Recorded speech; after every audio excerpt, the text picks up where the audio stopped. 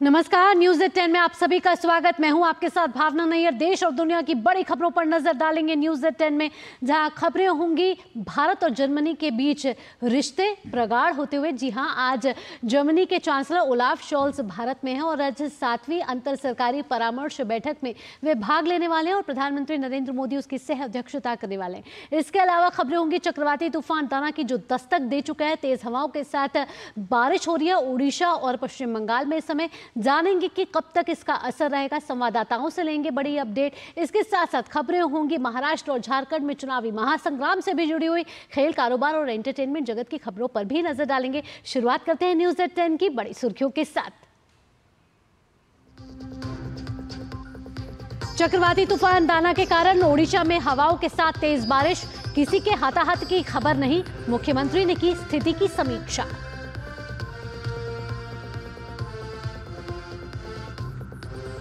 PM Modi और Germany के chancellor की अध्यक्षता में आज होगी 7वीं अंतर सरकारी परामर्श बैठक। दोनों देशों के बीच कई समझौतों पर होंगे हस्ताक्षर। झारखंड में पहले चरण के नामांकन का आज आखिरी दिन, वहीं महाराष्ट्र में देवेंद्र फडणवीस सहित कई दिग्गज भरेंगे आज पर्चा। मथुरा में राष्ट्रीय स्वयंसेवक संघ की अहम बैठक जारी। बैठक में राष्ट्रीय एकता, प्रगति और संगठनात्मक मुद्दों पर होगी चर्चा। और दिल्ली के कई इलाकों में AQI लेवल अभी भी बहुत खराब श्रेणी में, सांस लेने में दिक्कत और आंख में जलन की शिकायतें।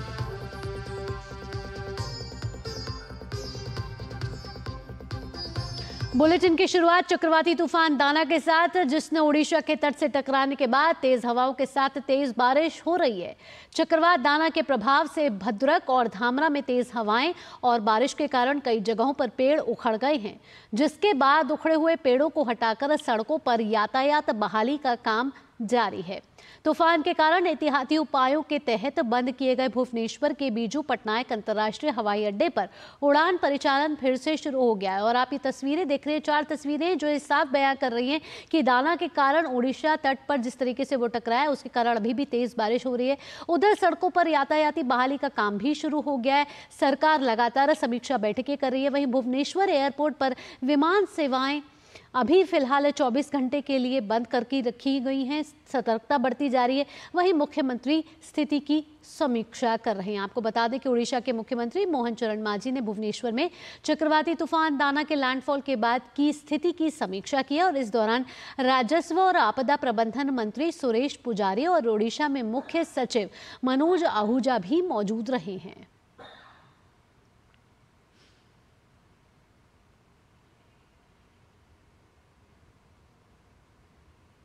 तो आपको बता दें कि भुवनेश्वर के अंतर्राष्ट्रीय हवाई अड्डे पर उड़ान परिचालन शुरू कर दिया गया और आपको बता दें कि दस्तक दे चुका है चक्रवाती तूफान दाना। 100 से 110 किलोमीटर प्रति घंटे की रफ्तार से हवाएं अभी चल रही हैं।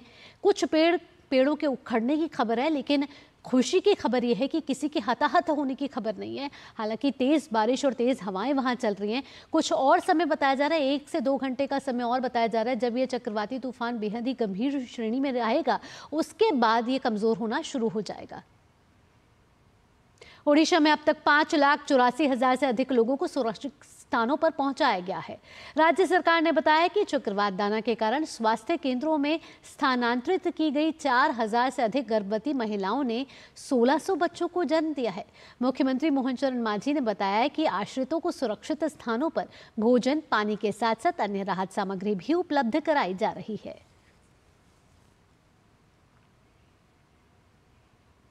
पश्चिम बंगाल में चक्रवात दाना के कारण पूर्वी मेदिनीपुर और पुराने दीघा समुद्र घाट पर ऊंची लहरें देखी गई हैं।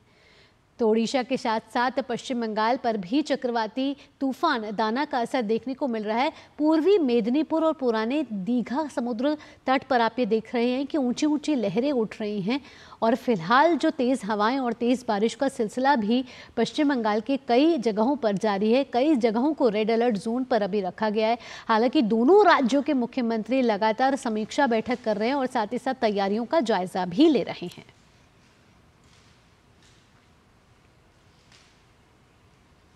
इस बीच ओडिशा के मुख्यमंत्री मोहन चरण मांझी ने भुवनेश्वर में चक्रवाती तूफान दाना के लैंडफॉल के बाद की स्थिति की समीक्षा की है। इस दौरान राजस्व और आपदा प्रबंधन मंत्री सुरेश पुजारी और ओडिशा के मुख्य सचिव मनोज आहूजा भी मौजूद रहे। तो चक्रवात दाना के दस्तक के बाद देने के बाद भी ओडिशा के मुख्यमंत्री मोहन चरण मांझी ने सभी तमाम बड़े अधिकारियों के साथ समीक्षा बैठक की और तैयारियों का जायजा लिया और इससे होने वाले नुकसान को रोकने के लिए तमाम तैयारियों की समीक्षा की। साइक्लोन दाना वो 24 और 25 तारीख की मध्य रात्रि को भितरकनिका, जो हमारा कोस्टल इलाका है उड़ीसा की, भितरकनिका और धामरा के बीच में लैंडफॉल हुआ। करीब 40 से 100 मिलीमीटर तक बारिश भी हुई। प्रशासन की तत्परता और त्रुटि शून्य प्रबंधन के चलने से कहीं भी कोई जानमाल की क्षति नहीं हुई और सरकार की जीरो कैजुअलिटी का लक्ष्य भी हमारा संपूर्ण रूप से पूरा हुआ और संपत्ति का भी कोई नुकसान नहीं हुआ। लगभग 6 लाख लोगों का सुरक्षित स्थानों को स्थानांतरित किया गया है। करीब 6000 गर्भवती महिलाओं का स्वास्थ्य केंद्रों में स्थानित किया गया है। इसमें से 1600 स्वस्थ शिशुओं का भी जन्म हुआ। एयरपोर्ट में फ्लाइट सर्विस बिल्कुल अभी नॉर्मल है और 1 बजे तक सड़कों में जो ब्लॉकेज क्लियर हो जाएगा। उसके साथ साथ हमारा जो शाम 6 बजे तक बिजली की सेवाएं फिर से स्वाभाविक हो जाएगी।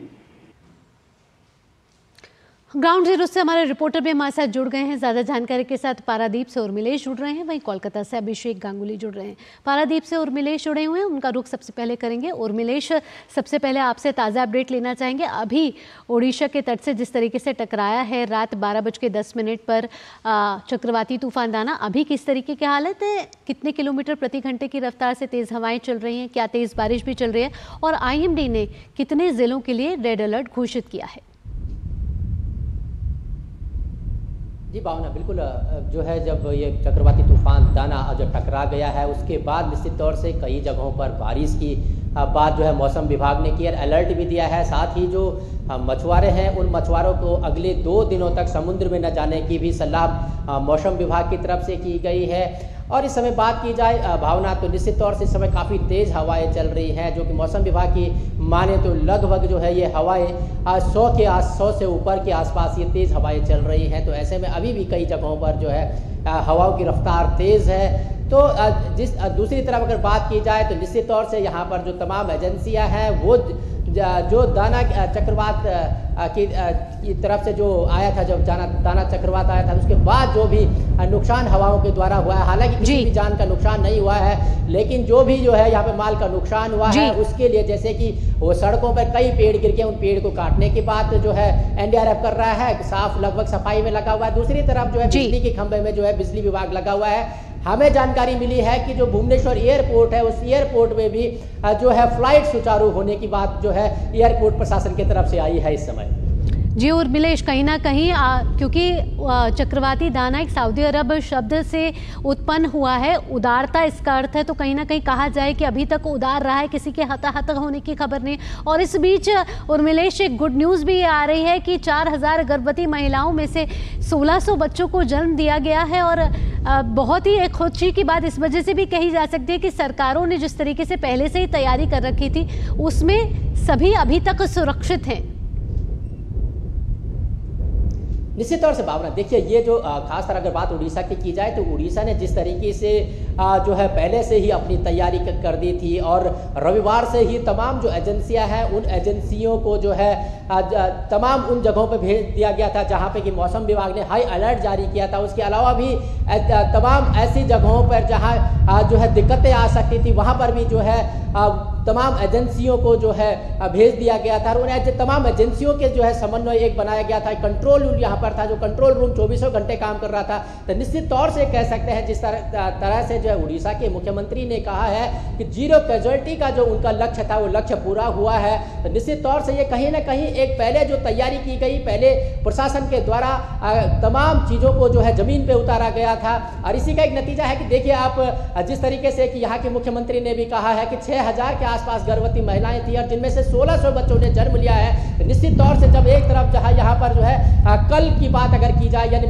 गुरुवार की बात, तो काफ़ी तेज़ बारिश और जो है आंधी चल रही थी। ऐसे में भी तमाम यहाँ पर एम्बुलेंस और डॉक्टर खड़े थे, यहाँ पर नर्सेज खड़े थे, तो फार्मासिस्ट खड़े थे, दवाओं का पूरा इंतजाम था राहत शिविरों में। तो निश्चित तौर से कहीं ना कहीं सरकार पहले से ही अपनी तैयारी कर बैठी थी, पूरी तरीके से तैयार थी लड़ने के लिए, और उसी का ही परिणाम है कि ये जीरो कैजुअलिटी की जो बात आज मुख्यमंत्री कह रहे हैं वो निश्चित तौर से आज जो है जीरो कैजुअलिटी हमारे सामने है इस दाना चक्रवात के बाद। जी, कोलकाता से अभिषेक गांगुली भी हमारे साथ जुड़े हुए हैं। अभिषेक का रुख करेंगे। अभिषेक, चक्रवाती तूफान दाना का पश्चिम बंगाल पर किस तरीके से असर पड़ा है? पूर्वी मेदिनीपुर में इसका असर पड़ा है, इसके अलावा किन जिलों में अलर्ट रखा गया है, और साथ ही साथ क्या वहां पर भी सभी सुरक्षित हैं? और इसके अलावा आपसे ये भी पूछना चाहेंगे कि अब चक्रवाती तूफान दाना के कमज़ोर होने के किस तरीके की खबरें आ रही है, कब तक ये कमज़ोर पड़ सकता है?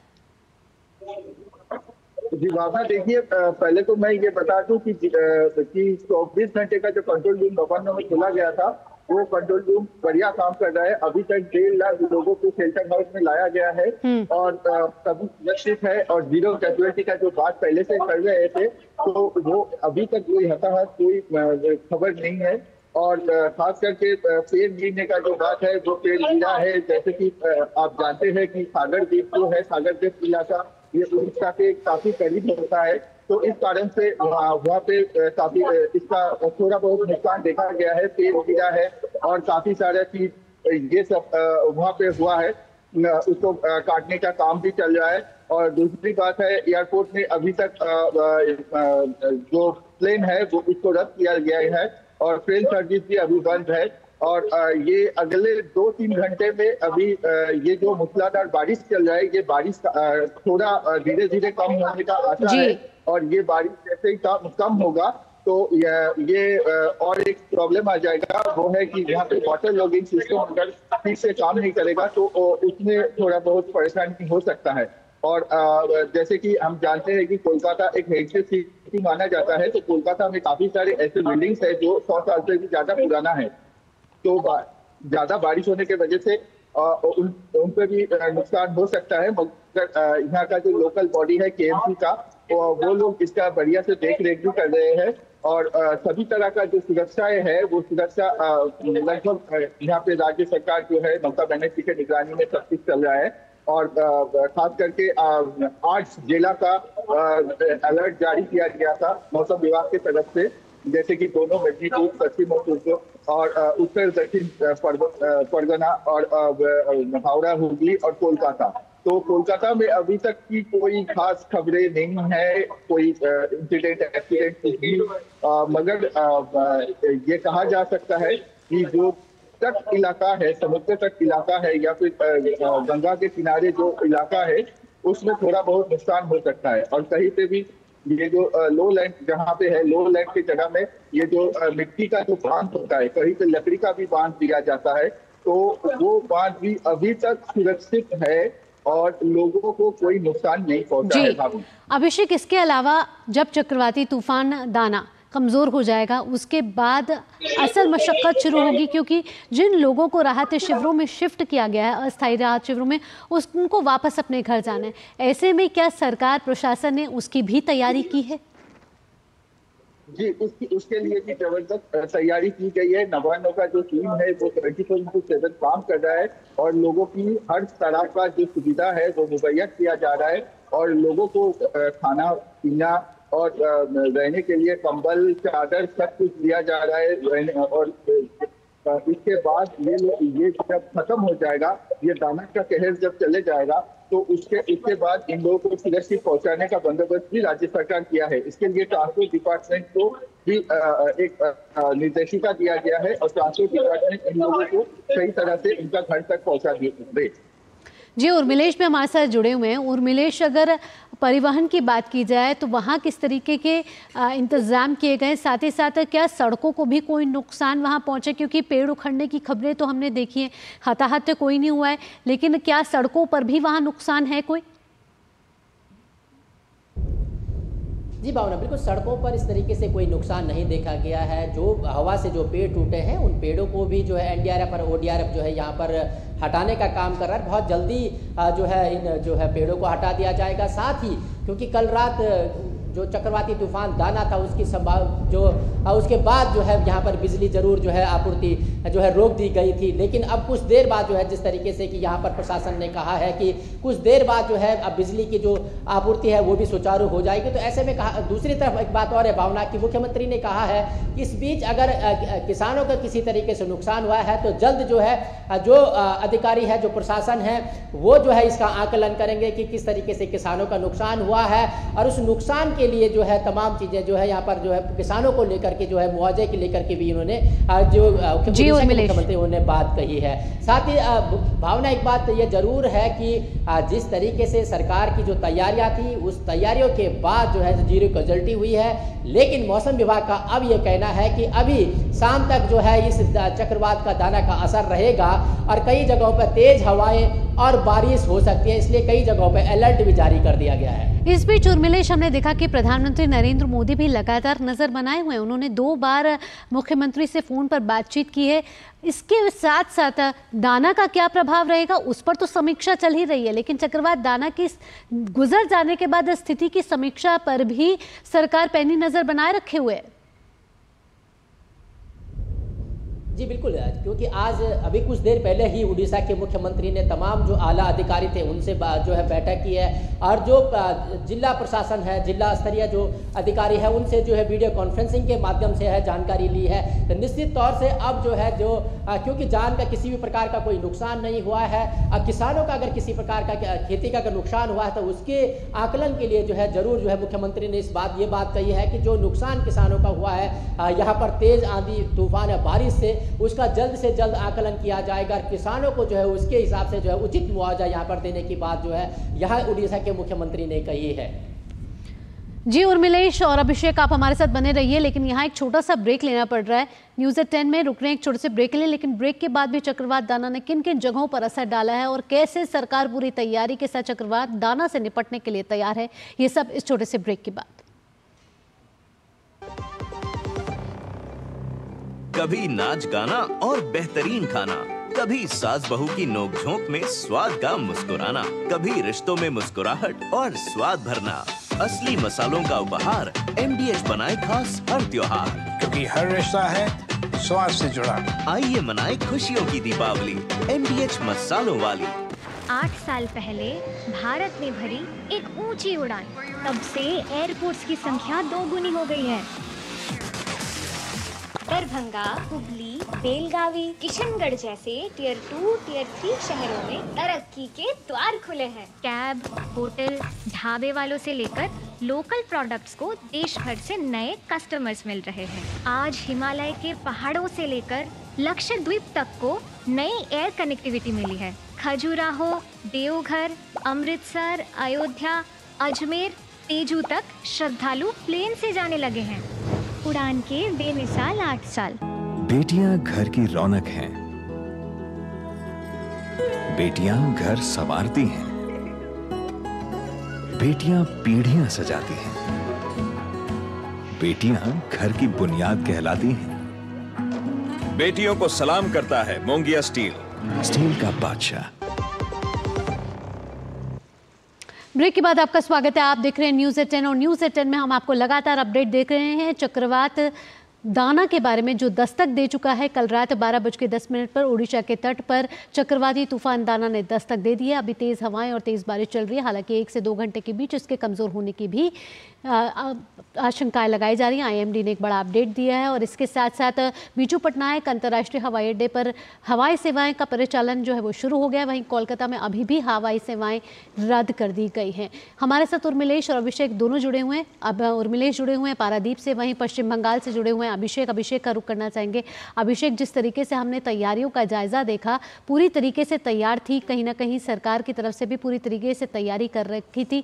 ऐसे में एक राहत की खबर ये है कि किसी के हताहत होने की खबर नहीं है, लेकिन ये भी बात है कि जो पश्चिम बंगाल और उड़ीसा पर इसका असर देखने को मिल रहा है, इसके साथ साथ दूसरे राज्यों पर भी इसका असर देखने को मिल रहा है। यहाँ अभिषेक और उर्मिलेश आपके पास एक बार लौटेंगे, लेकिन केंद्रीय मंत्री पीयूष गोयल इस समय संबोधित कर रहे हैं। आइए सीधा रुख करते हैं उनका। Arthur Schopenhauer once expressed, and I quote, reading the Upanishads, our traditional old texts, reading the Upanishads is comforting in my life. In the spirit of that ancient wisdom, I encourage you all to embrace the richness of India's culture and diversity, especially during this festive season where India is, for the next couple of months, only going to be in a festive spirit, one after the other, with celebrations from Diwali all the way until Christmas and New Year. I will conclude with a quote from Rabindranath Tagore, our Nobel laureate, who inspired generations across both cultures. And I quote, "Reach high, for stars lie hidden in you. Dream deep, for every dream precedes the goal." Friends, let us seize this moment and create the future where the products we make, the industries we lead, the innovations we pioneer, touch every corner of the globe. Thank you very much, friends. I wish you all a very productive and inspiring conference. Thank you very much. Namaste.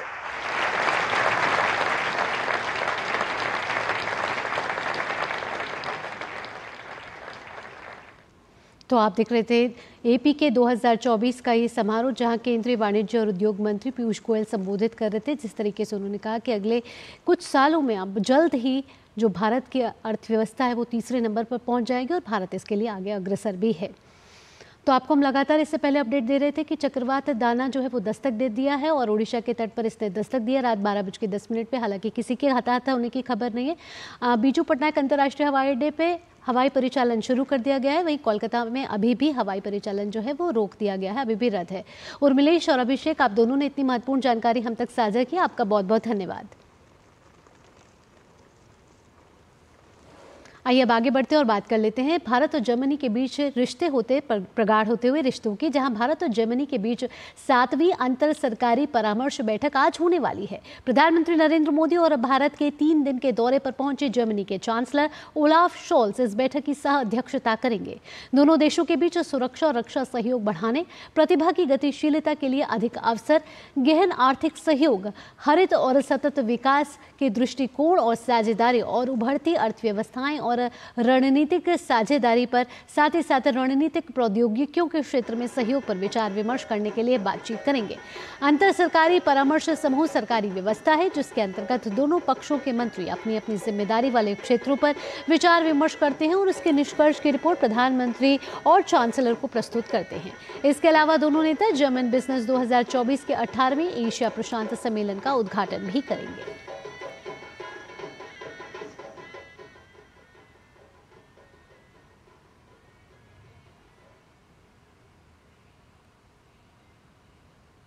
News 10 में वक्त तो चला एक छोटे से break का, लेकिन break के बाद बात होगी झारखंड और महाराष्ट्र में आने वाले विधानसभा चुनावों से जुड़ी हुई। आप देखते रहिए न्यूज़ 10। बेटियां घर की रौनक हैं, बेटियां घर संवारती हैं, बेटियां पीढ़ियां सजाती हैं, बेटियां घर की बुनियाद कहलाती हैं। बेटियों को सलाम करता है मोंगिया स्टील, स्टील का बादशाह। ब्रेक के बाद आपका स्वागत है। आप देख रहे हैं न्यूज़ 10 और न्यूज़ 10 में अब बात महाराष्ट्र में चुनावी महासंग्राम की। महाराष्ट्र में विधानसभा चुनाव के लिए उम्मीदवारों के नामांकन की प्रक्रिया जारी है और इसी क्रम में आज कई दिग्गज अपना नामांकन दाखिल करेंगे। उप मुख्यमंत्री देवेंद्र फडणवीस आज अपना नामांकन पत्र दाखिल करेंगे। देवेंद्र फडणवीस नागपुर में अपना नामांकन पत्र दाखिल करेंगे और डॉक्टर बाबा साहेब अम्बेडकर का अभिनंदन भी करेंगे। सुबह फडणवीस नितिन गडकरी को मिलने उनके नागपुर आवास जाएंगे और भव्य रैली निकालकर अपना नामांकन पत्र दाखिल करेंगे। वहीं पूर्वी नागपुर से कृष्णा खोपड़े और दक्षिणी नागपुर से मोहन मते भी आज अपना पर्चा भरेंगे। जबकि महाराष्ट्र बीजेपी के प्रदेश अध्यक्ष चंद्रशेखर बावनकुले नागपुर ग्रामीण की कामठी विधानसभा सीट से और हिंगड़ा विधानसभा से समीर मेघे भी आज नामांकन दाखिल करेंगे। आपको बता दें कि महाराष्ट्र विधानसभा के 288 निर्वाचन क्षेत्रों के लिए अब तक 153 उम्मीदवारों के 164 नामांकन दाखिल हो चुके हैं। महाराष्ट्र में मतदान एक ही चरण में 20 नवंबर को होगा और मतगणना 23 नवंबर को होगी। एनसीपी अजीत पवार गुट ने महाराष्ट्र विधानसभा चुनाव 2024 के लिए उम्मीदवारों की दूसरी सूची जारी कर दी है। नवाब मलिक की बेटी सना मलिक अणुशक्ति नगर से चुनाव लड़ने वाली है। वहीं दिवंगत बाबा सिद्दीकी के बेटे जुशान सिद्दीकी बांद्रा ईस्ट से चुनावी मैदान में हैं। तो आपको बता दें कि महाराष्ट्र का चुनावी महासंग्राम दिलचस्प होता जा रहा है और लगातार सीट शेयरिंग का फॉर्मूला सबके सामने आता जा रहा है, जिसमें एक एक करके पार्टी अपने उम्मीदवारों की सूची जारी कर रही है।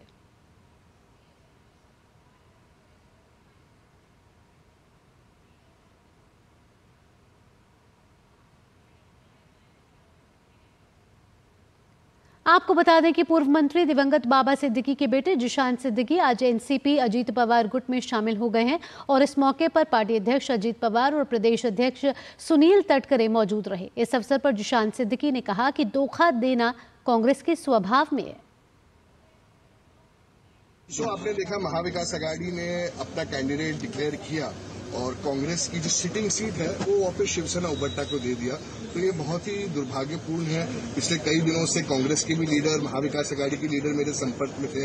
कोई कुछ कह रहे थे कि एक अनपोस्ट करेंगे, कोई बोल रहे थे नहीं आप रुक जाइए, मगर उनके तो फितरत में ही धोखा है और उन्होंने सब किया। और इस कठिन समय में अजीत दादा ने, प्रफुल्ल पटेल जी ने, सुनील तटकरे जी ने, एनसीपी पार्टी ने जो मुझको भरोसा दिखाया है, मैं उनका शुक्रिया अदा करना चाहूंगा। मेरे पिताजी बाबा सिद्दीकी जी का यह अधूरा सपना था कि हमें ये सीट फिर से जीतनी है, लोगों के हक की लड़ाई लड़नी है। वो ये लड़ाई लड़ते लड़ते उनकी हत्या हुई है और मेरे रगों में उनका खून है और मैं पूरी तरीके से ये जो लड़ाई है वो आगे उनके लिए मैं लड़ता रहूंगा और एक रिकॉर्ड ब्रेकिंग मार्जिन से इस बार हम बांद्रापुर में जिता के दिखाएंगे राष्ट्रवादी के सिंबल से। आज सुबह मैं अपने कार्यकर्ताओं, अपने सपोर्टर्स के साथ आया हूं और पूरे बांद्रापुर में उत्सुकता है और मुझे यकीन है कि इस बार रिकॉर्ड ब्रेकिंग मार्जिन से मैं जीत के आऊंगा बांद्रापुर। वहीं एनसीपी शरद चंद्र पवार पार्टी ने महाराष्ट्र चुनाव 2024 के लिए 45 उम्मीदवारों की पहली सूची कल जारी की। बारामती से इस बार पार्टी ने योगेंद्र पवार को चुनावी मैदान में उतारा है। योगेंद्र पवार अजीत पवार के भतीजे हैं। पार्टी के प्रदेशाध्यक्ष जयंत पाटिल इस्लामपुर से और अनिल देशमुख काटोल निर्वाचन क्षेत्र से चुनाव लड़ेंगे। वहीं घन सावंगी से राजेश टोपे मैदान में होंगे और बाला साहब पाटिल को कराड़ उत्तर से उम्मीदवार घोषित किया है।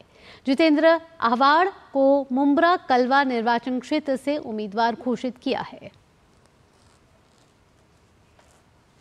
महाराष्ट्र में महाविकास आघाड़ी में सभी 288 सीटों पर सहमति नहीं बन सकी है अभी तक। इस बीच कांग्रेस ने कल 48 उम्मीदवारों की पहली सूची जारी कर दी है। पृथ्वीराज चव्हाण कराड़ साउथ चुनाव से लड़ेंगे, तो वहीं महाराष्ट्र कांग्रेस के अध्यक्ष नाना पटोले को पार्टी ने साकोली विधानसभा सीट से उम्मीदवार बनाया है। विधायक दल के नेता बाला साहेब थोरात संगमनेर से, विपक्ष के नेता विजय वेटीवार ब्रह्मपुरी से चुनावी मैदान में हैं।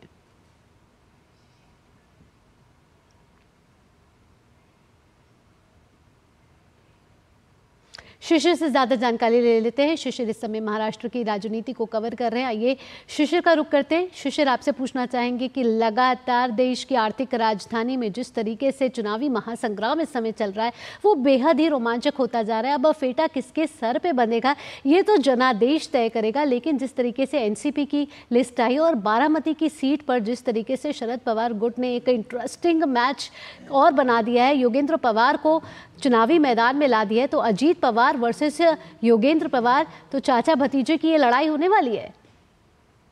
बिल्कुल, देखिए हालांकि दिन ब दिन अगर महाराष्ट्र की राजनीति की बात करें, खासतौर पर जब से विधानसभा चुनाव की बात करें, तो ऐसे में इसमें काफी रंगत इसीलिए भी आ रही है क्योंकि ये सिर्फ राजनीति नहीं, अब ये मसला जो है पारिवारिक हो चुका है। कुछ जगह हम देख पा रहे हैं कि एक ही घर के जो दो सदस्य, किसी एक पार्टी में एक सदस्य, कोई दूसरी पार्टी में दूसरा सदस्य यहाँ पर दिखाई दे रहा है। महाराष्ट्र में आपने बारामती का जिक्र किया, बारामती में भी हमने देखा लोकसभा चुनाव में अजित पवार की पत्नी सुनेत्रा पवार जो है चुनावी रण में थी, और साथ ही साथ शरद पवार की बेटी यानी अजित पवार की बहन जो थी वो भी आमने सामने थे। तो ऐसे में लोकसभा में हमने देखा पवार वर्सेस पवार, अब बारामती में जो है चुनावी रण देखा गया था। इस बार भी बारामती में ही फिर से एक बार पवार बनाम पवार की लड़ाई होती दिखाई दे रही है। इस बार चाचा और भतीजे की लड़ाई है।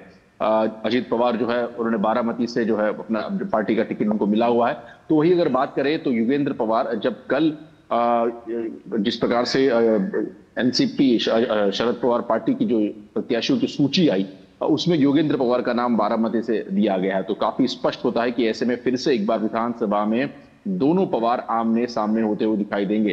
पिछली बार जो है सुप्रिया सुले ने बाजी मारी थी, लेकिन इस बार किस प्रकार से गणित अजित पवार बैठाते हैं ये देखना काफी दिलचस्प होगा। हालांकि दूसरी सूची जो है अजित पवार गुट की आ चुकी है और अब जो आंकड़ा अजित पवार सीटों का हो चुका है वो तकरीबन 45 है।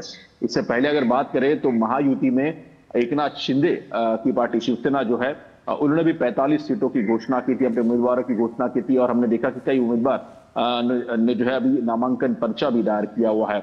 वही अगर बात करें बीजेपी की 99 सीटों की पहली लिस्ट 2 दिन पहले ही आ चुकी थी। तो ऐसे में इस वक्त जो है महायुति की अगर हम बात करें तो महायुति को जो है बढ़त मिलती इसीलिए भी दिखाई दे रही है क्योंकि महाविकास आघाड़ी से ज्यादा सीटों का ऐलान अब तक जो है महायुति ने किया है, उम्मीदवारों को टिकट दिया हुआ है। वही अगर हम बात करें महाविकास आघाड़ी की तो 158 सीटें अब तक महाविकास आघाड़ी ने जो है जारी की है। लेकिन मैं आपको बता दूं कि दोनों साइड में, मतलब दोनों अलायंस में कुछ सीटें ऐसी है जहां पर अब तक चर्चा शुरू है। हम बात करें अगर महायुति के तकरीबन जिस प्रकार से बयान कल देवेंद्र फडणवीस ने दिया था कि 278 सीटों का तो काम हो चुका है, लेकिन अभी भी 10 सीट है जिस पर विचार विमर्श करना जारी है। और जो हमें जानकारी प्राप्त हुई उसके अनुसार खास तौर पर ये जो 10 सीटें हैं वो पश्चिमी विदर्भ की है।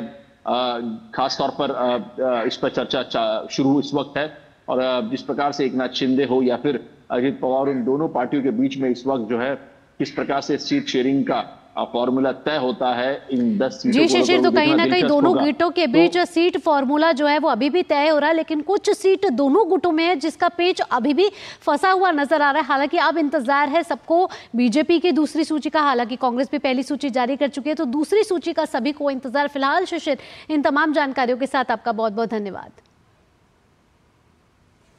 न्यूज़ 10 में एक छोटा सा ब्रेक, लेकिन ब्रेक के बाद बात होगी झारखंड के चुनावी रण की। ये सब इस छोटे से ब्रेक के बाद। आप देखते रहिए न्यूज़ 10।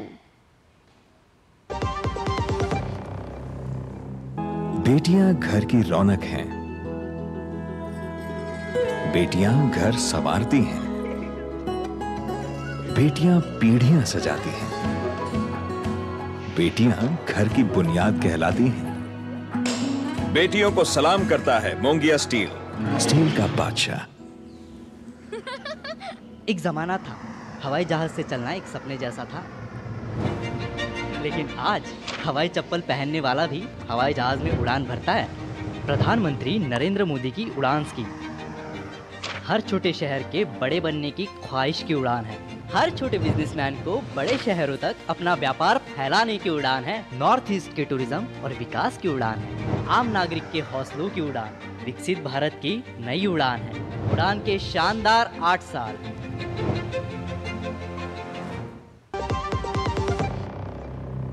न्यूज़ 10 में एक बार फिर आपका स्वागत और आप बात कर लेते हैं झारखंड के चुनावी रण की, जिसको साधने के लिए पार्टियों ने अपनी पूरी ताकत झोंक दी है। 43 सीटों पर होने वाले पहले चरण के चुनाव के लिए नामांकन का आज आखिरी दिन है। ऐसे में सत्ताधारी और विपक्षी पार्टी से जुड़े तमाम बड़े चेहरे अपने अपने विधानसभा क्षेत्रों से आज नामांकन दाखिल करेंगे। कई राष्ट्रीय नेताओं और विभिन्न प्रदेशों के मुख्यमंत्रियों की मौजूदगी में आज नामांकन दाखिल किया जाएगा। आज बीजेपी के 7 प्रत्याशी अपना नामांकन दाखिल करेंगे। बात कर लें अगर बोरियो विधानसभा सीट के नामांकन की, तो यहाँ से प्रदेश अध्यक्ष एवं पूर्व मुख्यमंत्री बाबूलाल मरांडी मौजूद रहेंगे। बड़कागांव प्रत्याशी के नामांकन में केंद्रीय मंत्री अन्नपूर्णा देवी मौजूद रहेंगी। वहीं बोकारो प्रत्याशी के नामांकन में प्रदेश अध्यक्ष बाबूलाल मरांडी और प्रभारी डॉक्टर लक्ष्मीकांत वाजपेयी शामिल होंगे। वहीं सिंदरी, धनबाद, सरायकेला और खरसावां विधानसभा के प्रत्याशी के नामांकन में बीजेपी के चुनाव सह प्रभारी और असम के मुख्यमंत्री हेमंत बिस्वा शर्मा शामिल होंगे। दरअसल आपको बता दें, झारखंड में 2 चरणों में चुनाव होगा, जिसमें पहले चरण के मतदान 13 नवंबर को 43 सीटों पर और दूसरे चरण का मतदान 20 नवंबर को 38 सीटों पर होना है। कुल 81 सीटें, वोटों की गिनती 23 नवंबर को होगी। और इस सप्ताह के जन जन के प्रधानमंत्री में देखिए, दिवाली, नरेंद्र मोदी का देश सेवा का पर्व कार्यक्रम। अभी मुझे दीजिए इजाजत, नमस्कार।